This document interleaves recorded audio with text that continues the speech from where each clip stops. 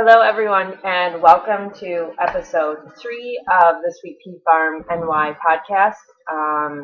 If you're new to the podcast, pretty much everybody is because there's only been 3. But thanks for checking us out. If you have watched the others before and still choose to listen to me, I appreciate you guys hanging out. And basically, I was supposed to do this a few days ago with Michaela, but we both have had colds.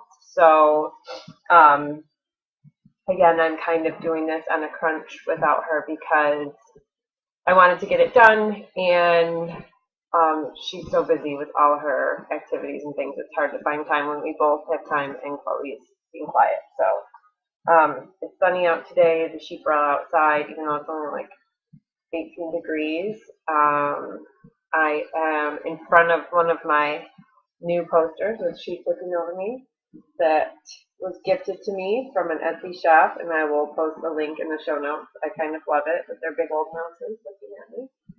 I'm not even sure what kind of sheep they are, maybe border Leicesters or something, but they're super cute and I love them, so that's my new backdrop for today. So yeah, sheep are all outside. Nobody has had babies yet because that's the way it is. Lambing season is pretty unpredictable.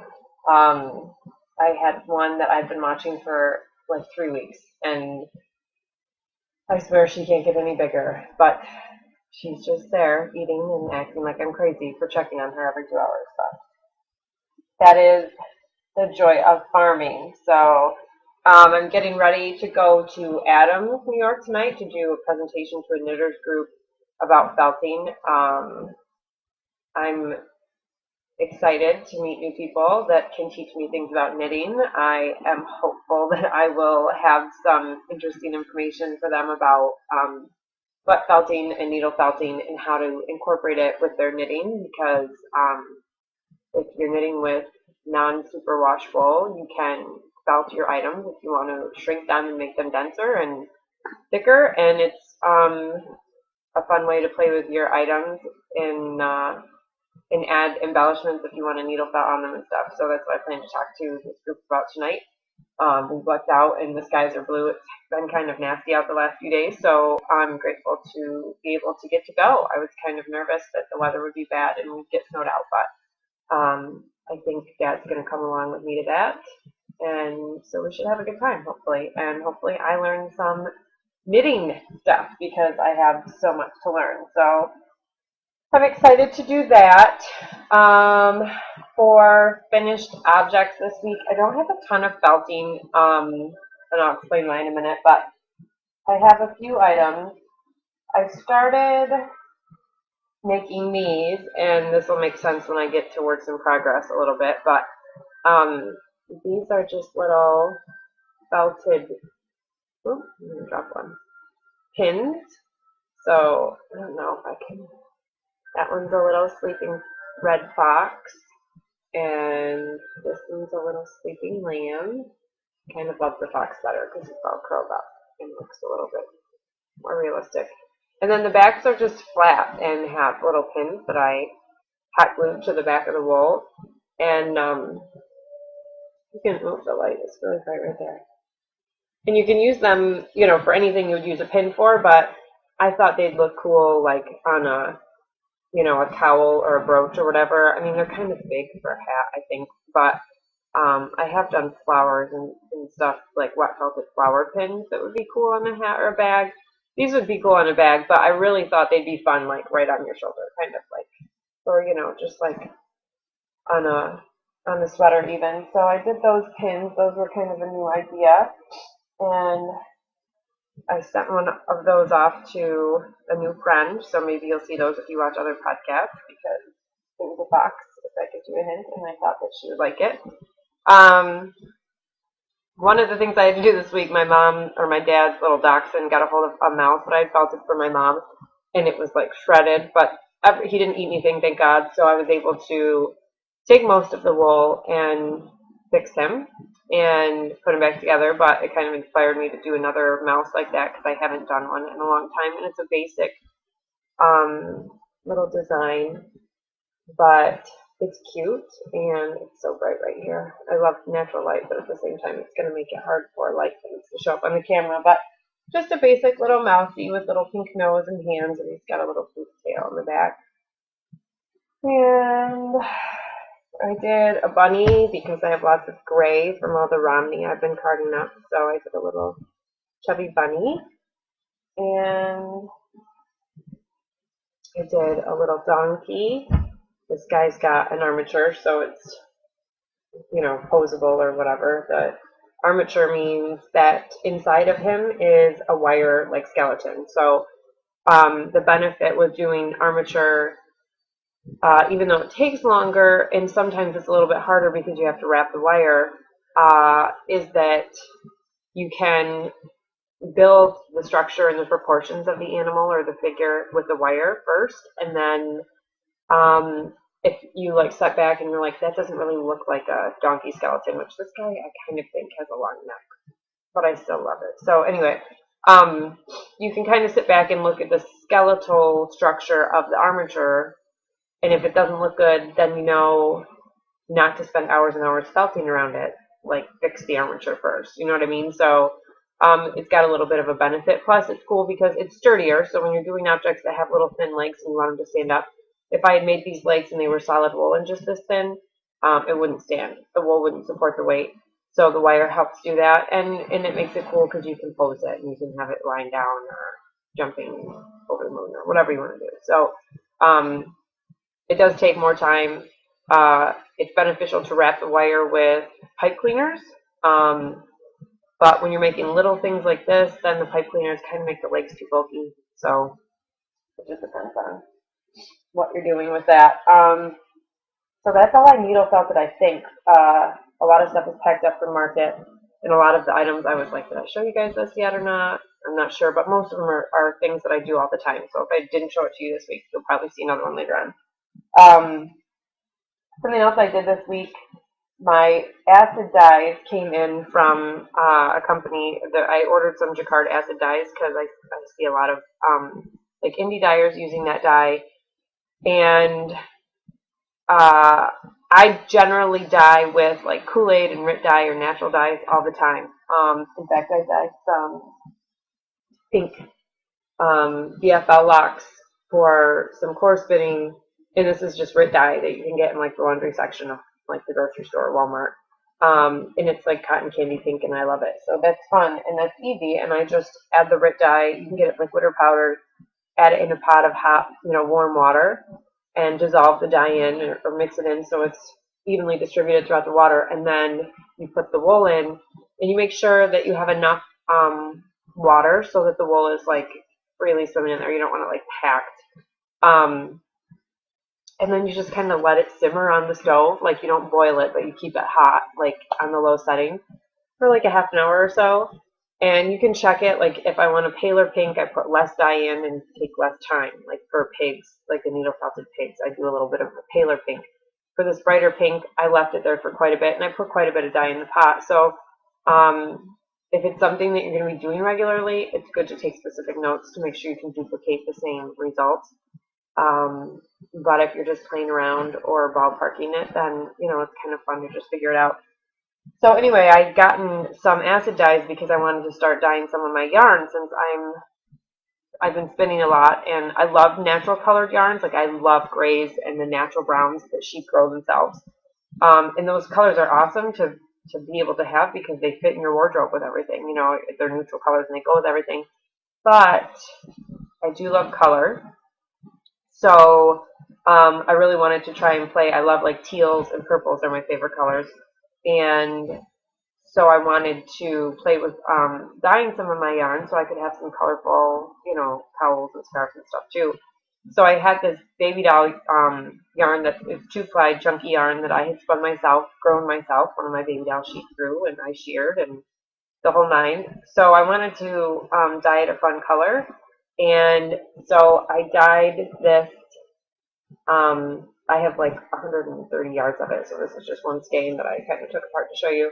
And it's really not showing up as completely. It's teal. The color on the Jacquard, they have a teal, which I ordered from an Etsy shop and don't have yet, but this is turquoise, and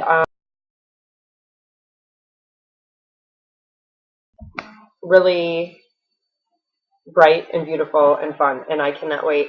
I picked a really basic beginner's pattern for a cowl because I'm kind of loving cowls this year. Scarves are fun, but when you're in a barn and you're running around and moving hay and hauling buckets and everything, scarves like they'll flop off your shoulder and then you get the end of it in the bucket of water and that's no fun. So I'm really liking cowls this winter, and so I was like, man, I could knit a really pretty turquoisey cowl out of my yarn. So that's what I'm going to try to do. I'm going to probably cast it on tonight. I just wanted to show you guys some of the yarn before I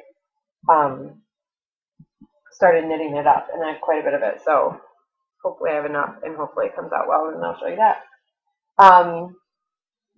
And then I also bought some lilac, Jacquard Dye, lavender maybe it's called, and I haven't tried that yet. I actually used the same pot of dye because I am all about being frugal, and I took the yarn out of the dye bath with like tongs and put it in my salad spinner to spin out the excess.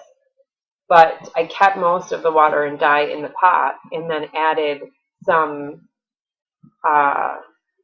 white Romney wool that I'd washed and not carded yet in an effort to dye it, before it's carded, because I might want to blend some of the colors too. So I did that, and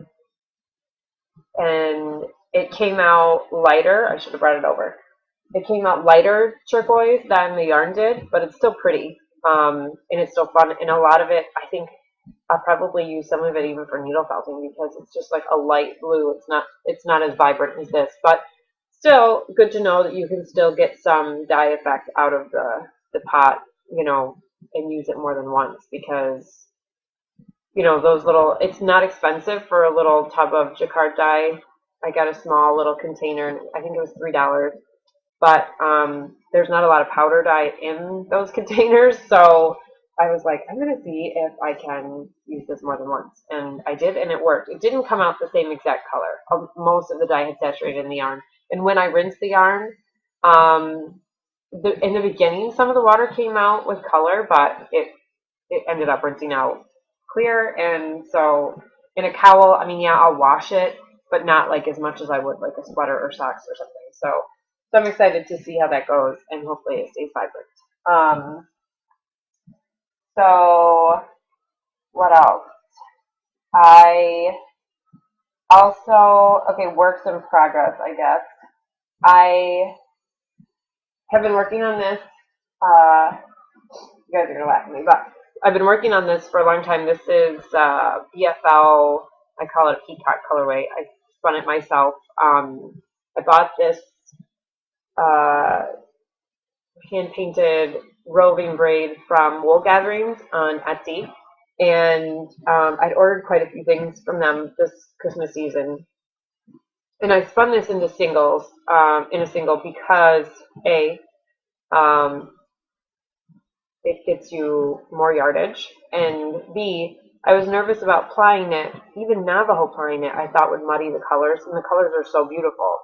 So I kind of spun it chunky and kept it as a single, and that way the colorway kind of is maintained. So the hope for this project is that it's going to be like a cowl for Chloe, my toddler, and the plan is that once it's done, then I'm going to make it close like to come around her neck, and I'm going to make a little peacock body and head, with the little things on his head to pin in the front of this. So it'll be like a little, little felted peacock pin holding together this cowl, because the cowl definitely looks like peacock feathers, right? Like it's all variegated and beautiful and teals and greens and purples and blues like a peacock. So hopefully it comes out like I have it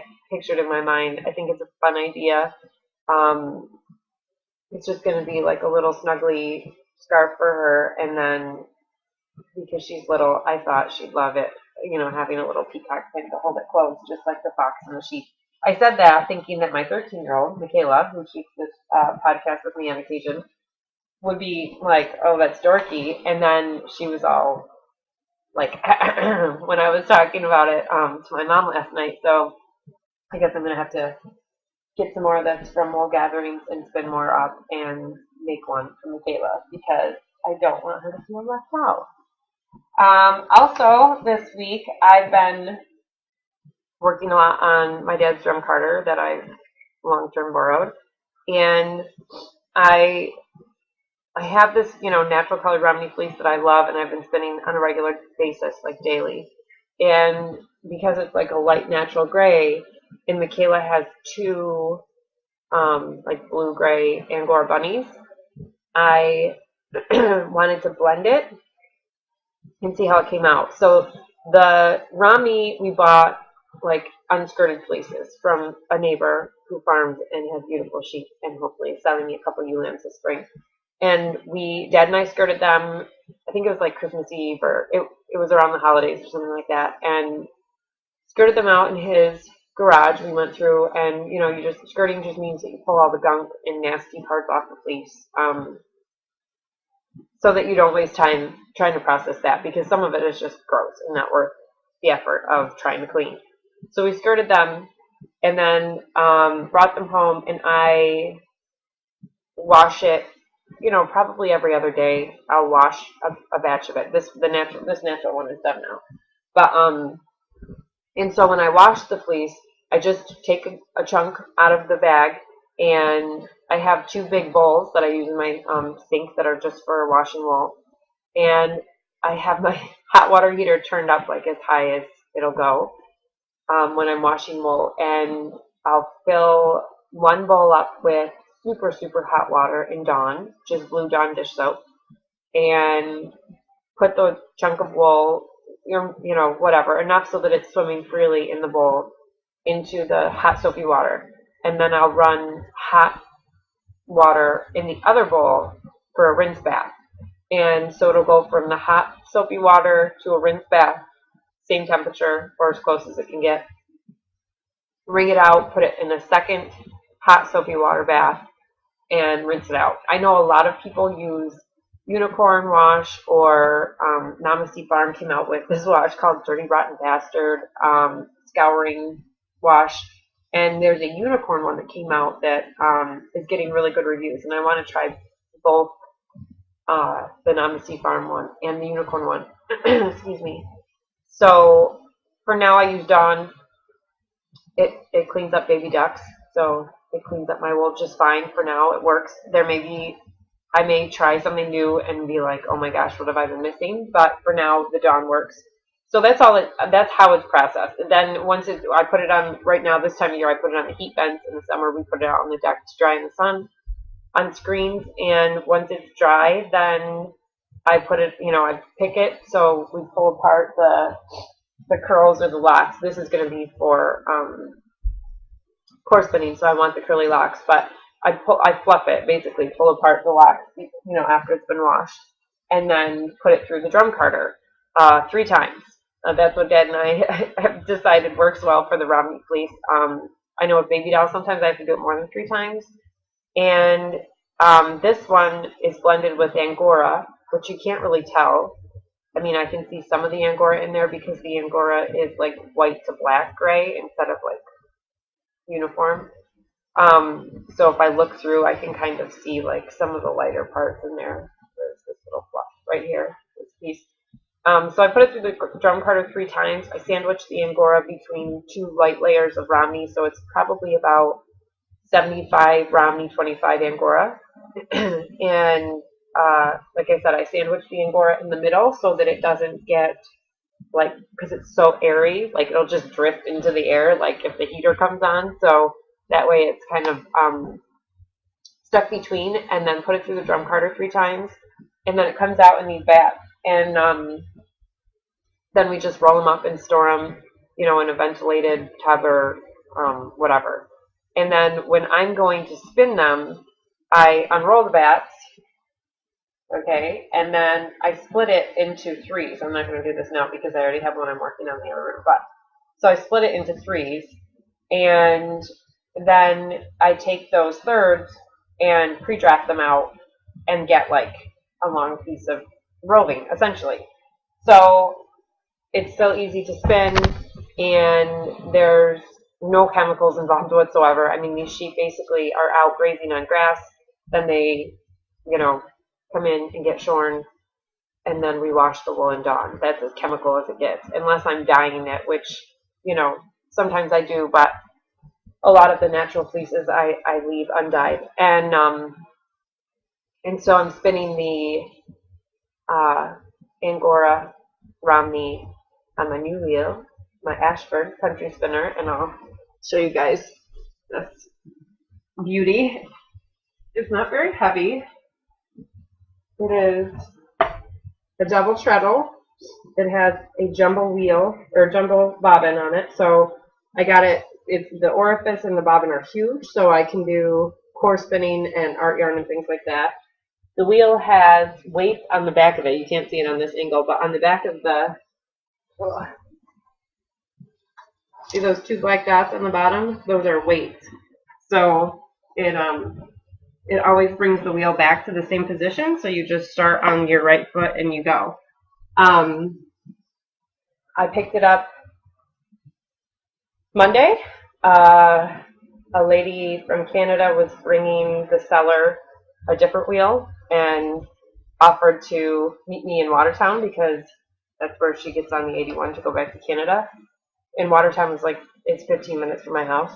And so that was awesome. And I picked it up and brought it home. I didn't bring it home. I brought it to my mom and dad's house. And my dad and I went through, and my dad did most of the work of, cleaning it and oiling it and tightening the screws and everything. And it is different. It's faster than I thought it was going to be. I really thought that, jumbo bobbin, that it was going to be slower going, but you have to kind of mentally tell yourself to slow down because it's a fast wheel. It's faster than I thought it was going to be. But I love it. I was spinning lots of, Chloe and I were spinning at my dad's house. I don't know if I brought it over here. We were spinning, no, I guess I didn't.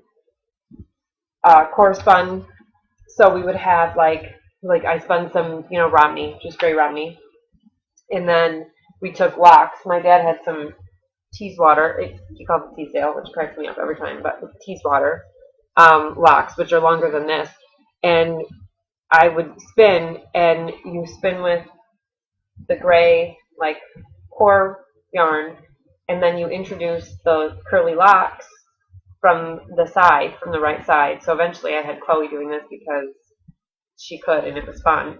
And we just mixed up the colors. There was I think dark green, pink, red, and white. And so then we would introduce the locks on the side and then it goes in to the yarn and it makes texture with, curls. And I love it because, it is how the sheep grew the fleece and the curls are so fun and beautiful. And a lot of times they just get carted out to be spun into normal yarn. So it's really cool to be able to do something like that. And then once you do the original line of core spun, then you go back and take another bobbin of the core and core spin around those locks to kind of hold it all together because it's this crazy art yarn. It's just so fun. And so we had a good time doing that, and then I brought it home, and I've just been spinning the Angora Romney blend on it since then to be able to do more core spinning with later. And I think I'm going to do some natural, the gray that is the Romney blocks, and then the pink together. So I think it's going to be a silvery pink, and it's just so much fun, and it's cool because Chloe always wants to spin and talks about how she wants a spinning wheel, she'll say all the time. So it's cool for her to be able to help me out and to, pick different colors and just add the little locks in. It's fun. So I'm having a good time with that. And it's also great because you can ply large skeins on it. You don't have to cut the skeins in half because the bobbin's so big, it'll hold so much. But it's also kind of funny because you can spin on it for a long time, and what would normally be a whole bobbin's worth of yarn is barely filling the back of the bobbin because the bobbin's so huge. So it's very cool. I need to get another bobbin or two, but they're pretty expensive. I got a really good deal on the wheel, so I couldn't pass it up. But the bobbins are like $75 a piece plus shipping. So I'm gonna hold off on that. Probably look for a drum carder first, and so I can give mine back to Dad. But so yeah, that's my big thing for the week. I've been playing on the new wheel most of the time, and that's what I've been doing. That's why I didn't get a lot of felting done because I've just been playing around with this new wheel and getting fiber prepared to do some fun stuff with. So hopefully next week I'll have some fun art yarn to show you guys, and maybe a demo on how we do it, just to show you how it's just so cool to see the locks just get introduced from the side and get spun in. So maybe we'll shoot a little demo on that. And that's about it. We're going to start this Saturday. Matt will be at the regional market in Syracuse. So you can go check out some of our felting, and he'll have pork and lamb there, of course, as well to sell, and our dryer balls. And speaking of dryer balls, don't forget to go on the episode 1 Ravelry. Our Ravelry group is Sweet Pea Farm NY Podcast on Ravelry.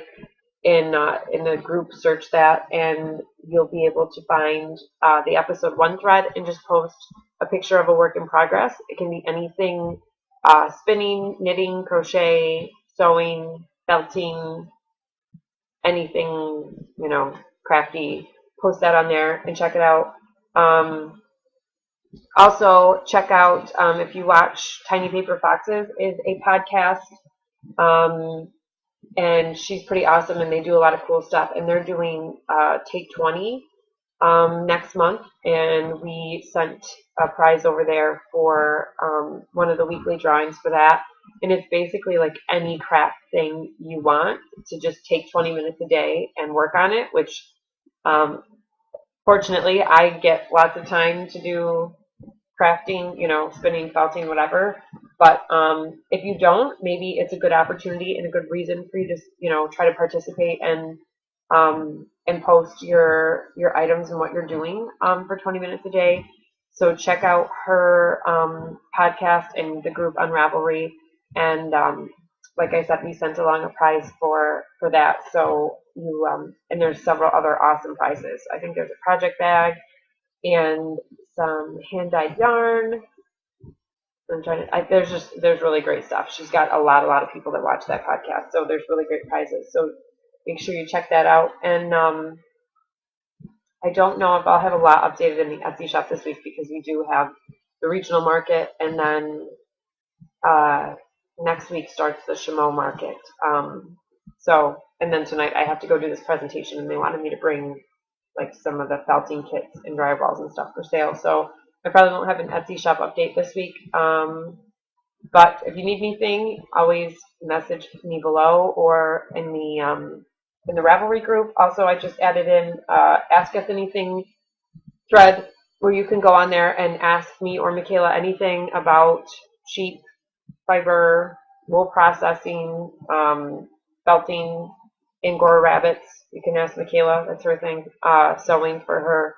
And there's also an introductions thread on the podcast group in Ravelry. So if you're on there, go check it out, introduce yourself. I love to interact with you guys. That's why I'm doing this, because the whole fiber community is such a fun bunch of people, and I just love hearing different stories and different people and why they do what they do. So make sure you stop by that group and introduce yourself, and make sure you go on and enter the giveaway that's going on until the first week of February. The first podcast in February, we'll do a random drawing for a set of dryer balls.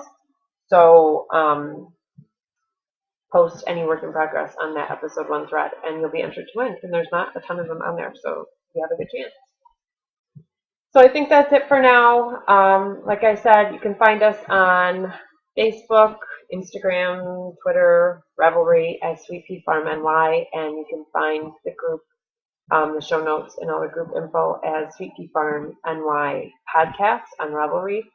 And I hope you'll check us out, and I appreciate you guys watching. I'll see you next week.